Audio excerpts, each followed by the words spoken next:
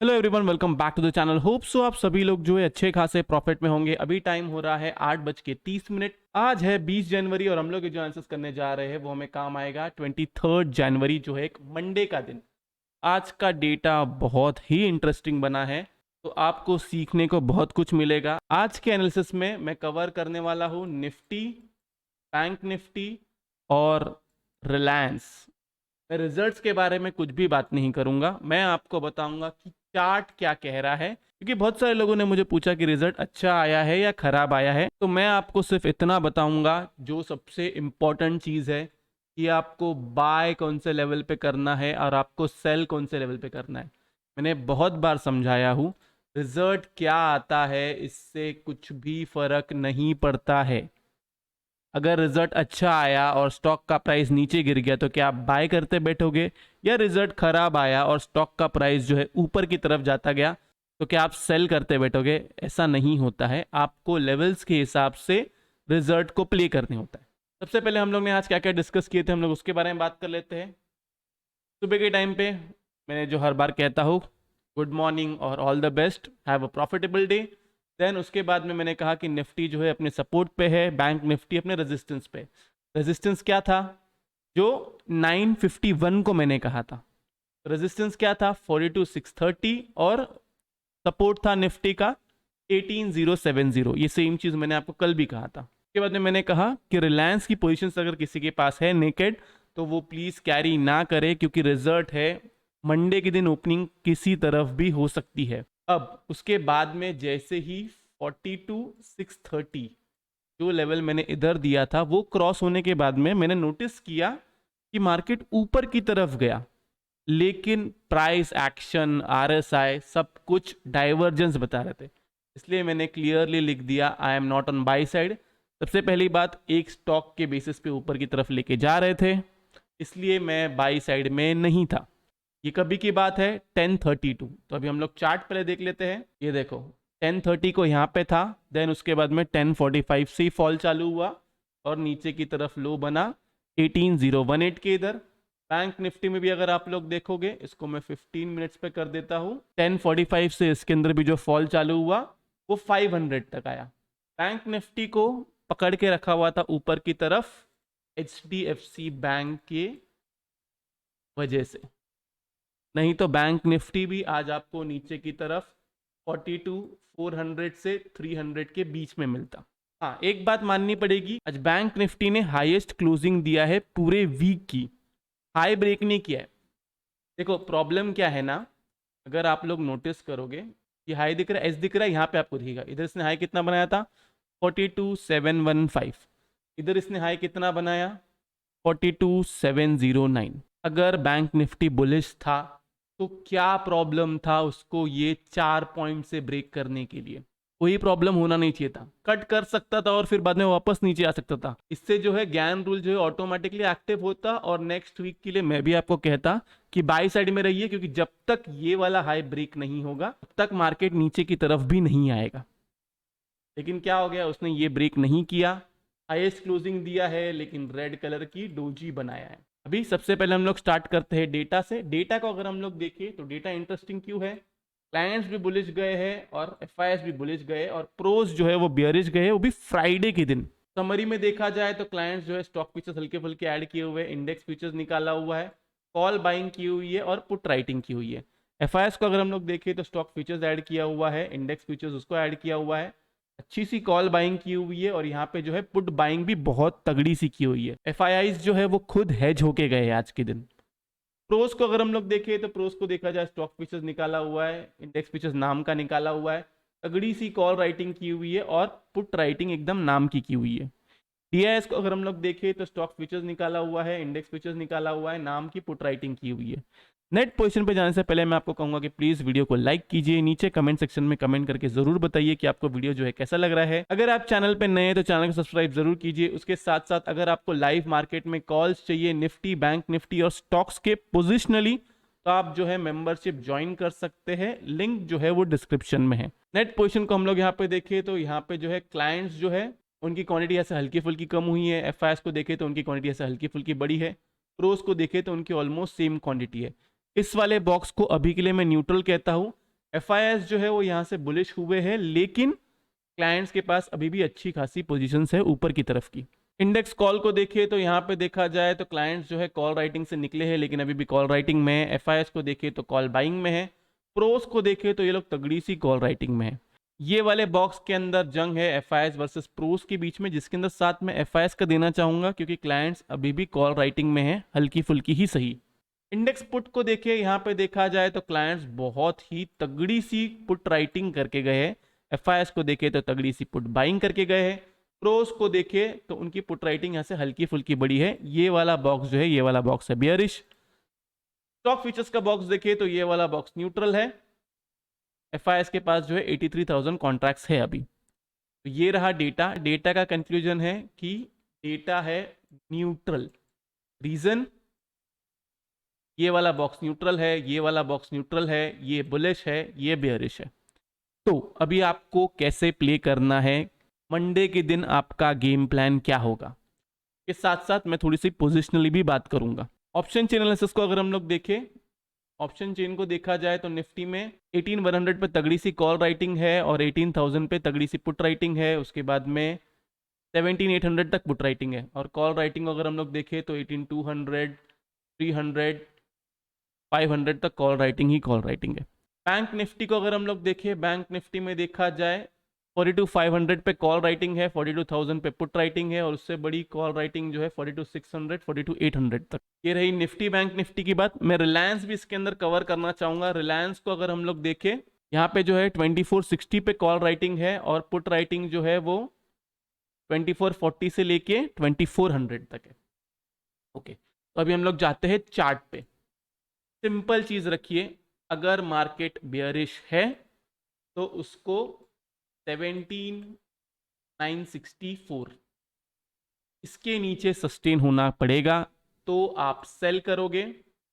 नीचे की तरफ आपका टारगेट है 930, 880, 830 और 760 से लेके 780। क्लियर है? अगर मार्केट बुलिश है तो उसको क्रॉस करना पड़ेगा 18,100। 18,100 के ऊपर सस्टेन होता है तो टारगेट है 18,130, 18,150, 18,180 से 200। ये रही इंट्राडे की बात। पोजिशनली जब तक 17,800 के नीचे सस्टेन नहीं करता है, कोई डेली कैंडल क्लोज नहीं करता है, ब्रेकडाउन नहीं आएगा। क्लियर है? ब्रेकआउट के लिए 18,300, एक्चुअल में 260 लेवल निकल के आता है, लेकिन 300 पे कॉल राइटिंग है। 18,300 इसके ऊपर जब तक क्लोजिंग नहीं आती है तब तक ब्रेकआउट नहीं आएगा। अब हम आते हैं बैंक निफ्टी पे। बैंक निफ्टी को अगर हम लोग देखें, बता देता हूँ। ओके, बैंक निफ्टी में जब तक 42K के नीचे कोई क्लोजिंग नहीं आती है, ब्रेकडाउन नहीं आएगा। जब तक 42,700 के ऊपर कोई क्लोजिंग नहीं आती है, ब्रेकआउट नहीं आएगा। आपको बैंक निफ्टी में बाय कब करना है? 42,730, वैसे तो 720 लेवल है, 730 इसके ऊपर कोई 15 मिनट की कैंडल क्लोज होगी, आप बाय करोगे। ऊपर की तरफ आपका टारगेट है 42,830, फिर 42,950। फर्दर बाइंग आप तब करोगे जब 43K के ऊपर सस्टेन करेगा। सेल के लिए लेवल क्या है? जब तक 42,700 के नीचे है, सेल साइड में रहो। नीचे की तरफ आपका टारगेट है 42,500। अगर गैप अप होता है तो ये लेवल है, अगर गैप अप नहीं होता है और फ्लैट ओपन होता है इधर ही किधर, तो 42,500 के नीचे रहता है, सेल कीजिए।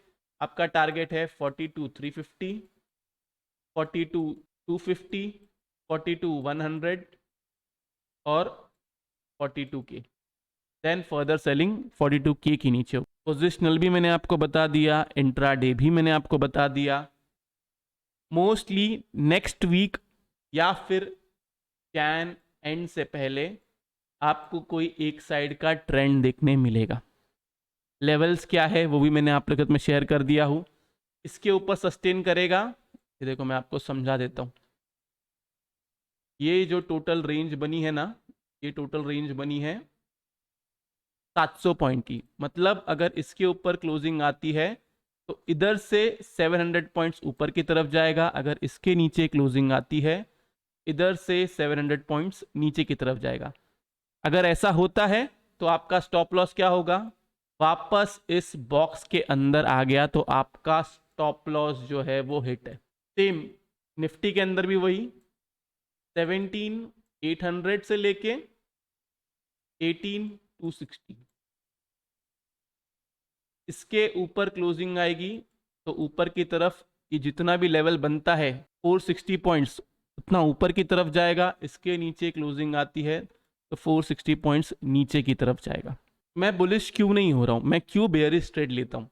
देखो आप लोग हर बार नोटिस करो, जब भी प्राइस एक्शन बनता है, कोई भी प्राइस एक्शन हो, हमेशा प्राइस एक्शन क्या कहता है, अगर बुलिश मार्केट है तो ऊपर की तरफ जाना चाहिए, रिट्रेसमेंट करना चाहिए, ऊपर की तरफ जाना चाहिए, रिट्रेसमेंट करना चाहिए, ऊपर की तरफ जाना चाहिए, फिर से रिट्रेसमेंट करना चाहिए। लेकिन अभी मार्केट में क्या होता है, या तो 10 से 10:30 बजे तक ऐसा जो है ऊपर की तरफ चले जाता है, देन उसके बाद में यहाँ तो यहाँ पे टाइम पास करेगा, देन वहां से ऐसा ब्रेकआउट देगा कि बुलिश मार्केट नहीं है, या फिर क्या करता है, ऐसा करके ऊपर जाता है, स्लोली स्लोली नीचे आता है, देन एंड में फिर से नीचे की तरफ आता है। आज बहुत अच्छा मौका था, 3 बजे वाली कैंडल बन सकती थी और उसके बाद में इसके ऊपर क्लोजिंग दे सकता था। इसके ऊपर क्लोजिंग आएगी, मैं भी बाई साइड में जाऊंगा, फिर मेरा स्टॉप लॉस रहेगा 42,700। फिर मैं ये नहीं देखूंगा कि प्राइस एक्शन क्या बन रहा है, प्राइस एक्शन मैं सिर्फ इंट्राडे बेसिस पे देखूंगा फिर, क्योंकि इंट्राडे क्या मिल रहा है। देखो सबसे पहली बात, 9:15 को अगर मार्केट चालू हो रहा है, ऐसा तो है नहीं कि आप 9:16 को ही डायरेक्ट आप कॉल या पुट ले लेते हैं। आप 5-10 मिनट देखोगे ना, वो 5-10 मिनट में ही अगर मार्केट ऊपर की तरफ जाता है, ये अगर आप देखोगे तो 15 मिनट्स की 3 कैंडल में ही ये ऊपर की तरफ चला गया, तो किसको क्या ट्रेड मिलेगा इसमें? तो ये बात आप समझो, मार्केट जब सेटल होता है, सेटल होने के बाद तुमको कौन सा ट्रेड मिलता है वो इंपॉर्टेंट है, चाहे वो बुलिश हो या बेयरिश हो। अगर आप पैसा कमा रहे हो मार्केट में, वो इंपॉर्टेंट है, बाकी आप बुल और बेयर ये सब बात की बात है। ये रही निफ्टी बैंक निफ्टी की बात। अब हम आते हैं रिलायंस पे। रिलायंस को अगर हम लोग देखें तो मेरे हिसाब से, जितना मुझे समझ में आता है, मेरे हिसाब से रिलायंस ने एक फ्लैग पैटर्न जो है उसका ब्रेकडाउन दिया है। ओके, ये मैं अज्यूम कर रहा हूं जिस हिसाब से मेरे को चार्ट दिख रहा है। तो आपको सेल कब करना है? सेल करने का आपका लेवल है, अगर फ्लैट ओपनिंग होती है तो 2440, इसके नीचे कोई 15 मिनट की कैंडल क्लोज होती है, सेल करो। आपका टारगेट है 2420, 2400 और 2375 से 80, ये आपके 3 टारगेट निकल के आते हैं। कैप डाउन हो गया तो ये आपके सपोर्ट है, जिसके आसपास से अगर आपको नीचे की तरफ टूटा सपोर्ट तो फिर तब सेल करना, नहीं तो सेल नहीं करना। अब हम आते हैं बाय कब करना है। बाय करने के लिए, एक मिनट, मैं इसको 15 मिनट के चार्ट पे लगाता हूं। 2462, इसके ऊपर कोई 15 मिनट की कैंडल क्लोज होती है, आप बाय करोगे, ऊपर की तरफ आपका टारगेट निकल के आता है 2479। 2479 के ऊपर कोई 15 मिनट की कैंडल क्लोज होती है, देन आपका टारगेट निकल के आता है 2500। That's it. ये है लेवल्स जिसके बेसिस पे आपको प्ले करना है। रिजल्ट के बारे में इतना मत सोचो। हमने क्या किया है मैं आपको बताता हूँ बहुत क्लियरली। मैंने रिलायंस में कॉल और पुट दोनों दिया है। अगर कोई एक साइड में रिलायंस का स्टॉक जो है बड़ा गैप अप या गैप डाउन होता है तो हम उस तरफ का प्रॉफिट बुक करेंगे और फिर हम निकल जाएंगे। के साथ साथ मैंने एक हीरो जीरो दिया हुआ है 2400 का, अगर वो जीरो भी हो गया तो भी चलेगा हमें। मैंने हीरो जीरो क्यों दिया है? क्योंकि जिस हिसाब से पैटर्न बना था उसके बेसिस पे मैंने दिया हुआ है। रिजल्ट के बेसिस पे मैंने कॉल और पुट दोनों दिया हुआ है। तो ये रहा एफएनओ डेटा का एनालिसिस, उसके साथ साथ रिलायंस का एनालिसिस। होप सो आप लोग को वीडियो से बहुत कुछ सीखने मिला होगा। अगर आप लोग को वीडियो अच्छा लगा तो प्लीज़ वीडियो को लाइक कीजिए। नीचे कमेंट सेक्शन में कमेंट करके ज़रूर बताना कि आपको वीडियो जो है कैसा लगा। अगर आप चैनल पे नए हैं तो चैनल को सब्सक्राइब जरूर कीजिए। तो इस वाले वीडियो के लिए मैं सिर्फ इतना रखता हूँ। बाय बाय, टेक केयर, अपना ख्याल रखिए।